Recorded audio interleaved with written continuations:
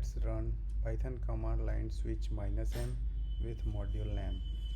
So here I have opened time it Python module documentation, and this is the command, simple command. So here our main purpose is to just showcase usage of -m switch. We are not bothered about what is the output coming up here. So let's run it through terminal, and like this, python 3 -m, and this is my call to time it module.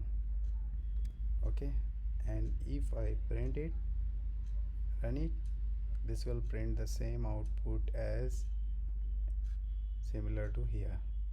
Okay, so this is the way we can use -m command line switch to call any module, any Python module. Thank you.